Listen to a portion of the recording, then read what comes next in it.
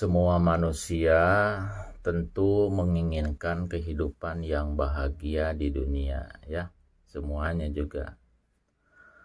Bahkan ia rela melakukan apa saja yang dilarang oleh Allah demi mewujudkan keinginan nafsunya. Padahal kunci utama dalam meraih kebahagiaan itu bukan pada banyaknya harta yang didapat, melainkan berkah yang ada pada kehidupannya. Kalau berkah ikhtiarnya, kalau berkah hartanya, maka berkah pula kehidupannya. Kalau sudah begitu, maka bahagia hidupnya.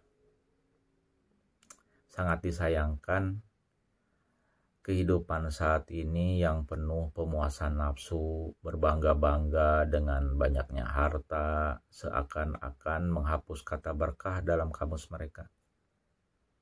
Jadi udah tidak mikirin berkah lah gitu, yang penting mah kaya gitu kan. Penting mah dapat uangnya, ya. Tidak mikir jalannya harus bagaimana, halal haram enggak.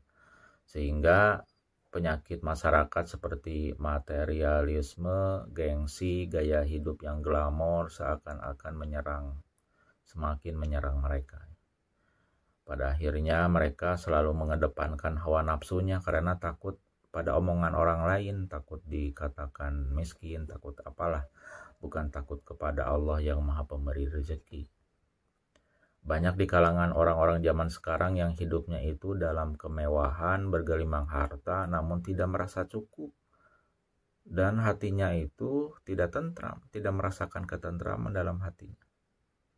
Senang memang, terlihat senang, tapi tidak bahagia dalam hidupnya. Jadi semu gitu, hambar gitu ya. Terlihat senang ya, tapi tidak bahagia, tidak ada ketentraman dalam hatinya. Jadi kalau kesenangan itu memang terletak di luar fisik kita, terlihatnya kesenangan itu. Tapi kalau hati itu, kalau kebahagiaan itu gitu, maksudnya ada di dalam hati, di dalam kolbu. Jadi kesenangan itu memang terlihat di fisik kita ya, di luar fisik kita malahan. Tapi kalau kebahagiaan itu letaknya ada di dalam hati, di dalam kolbu. Jadi kesenangan itu memang oleh Allah dibagikan kepada semua orang, tapi kebahagiaan itu tidak dibagikan begitu saja, hanya kepada orang-orang yang dalam hidupnya itu mencari keberkahan. Jadi perlu kita ketahui, sahabat-sahabat, sumber kebahagiaan itu berasal dari berkah yang Allah berikan kepada kita, bukan dari banyaknya harta. Kalau kebahagiaan itu Allah letakkan kepada mobil mewah, kepada rumah mewah, mungkin hanya pengusaha dan pejabat yang bahagia, kita mah tidak ya. Jadi kebahagiaan itu memang diletakkan pada orang-orang yang hidupnya itu mencari berkah. Ya, syaratnya ya dilihat, halal haramnya diperhatikan ya. Jadi semuanya dijadikan ikhtiar itu ibadah, sehingga hasilnya berapapun, mau besar mau kecil, dia syukuri, sehingga akhirnya Allah berikan keberkahan. Kalau sudah berkah maka hidupnya akan bahagia. Kalau senang mah senang dibagikan kepada semua orang juga. Bukan berarti orang yang punya mobil mewah, punya rumah mewah itu tidak bahagia, ya bisa saja bahagia.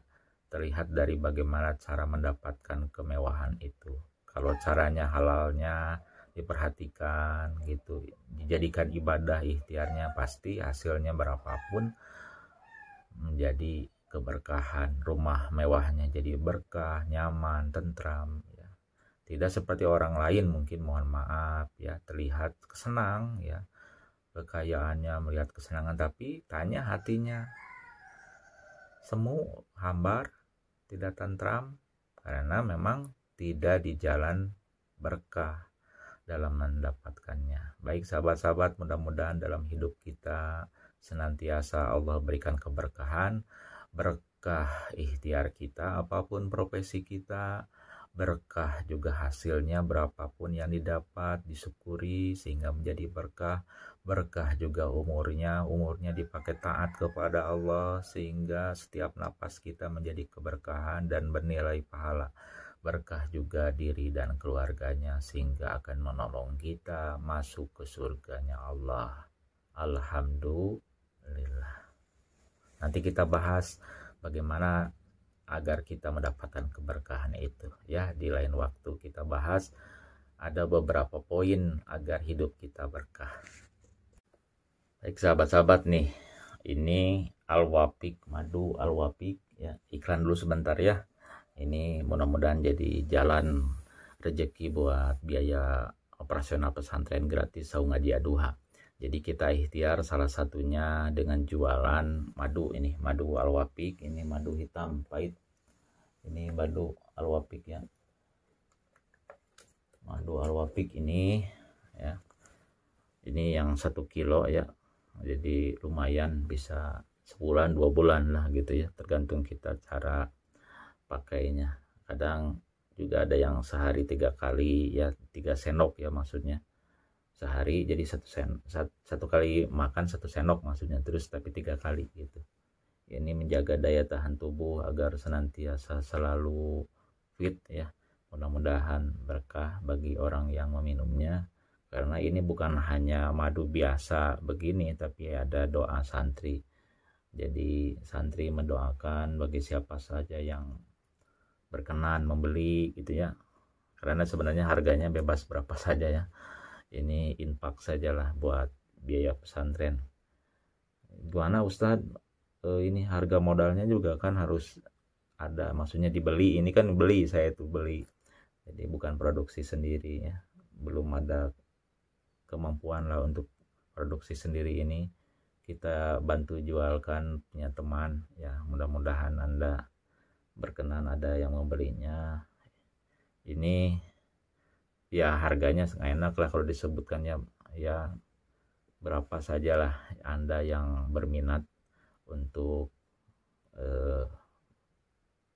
ya meminum madu Al-Wafiq ini ya. Ini bonusnya, nanti bonusnya ada muk ini muk Saung Ngaji Aduha, ada di sini ya. Ada nanti muk itu bonusnya. Jadi kalau beli ini ada dapat muk. Nah, ini madu Al-Wafiq ini sengaja di mihrab disimpannya di tempat ibadah agar bisa terus mengalir energinya bagi siapapun yang membelinya. Jadi ini madu hitam pahit. Nah, ini madu hitam pahit, ini edisi khusus Saung Ngaji Aduha. Jadi berkah juga bagi siapa saja yang berkenan membelinya. Ini pahit. Kalau yang Al-Wafiq ini manis ya, yang ini pahit ya. Ini ukuran yang 150 ml. Mudah-mudahan berkah siapapun yang meminumnya. Ini kalau saya sendiri sih tiap hari kita minum ini, alhamdulillah ya, Allah memberikan kesehatan kepada saya dan kami ya, dengan minum madu Al-Wafiq atau madu hitam ini.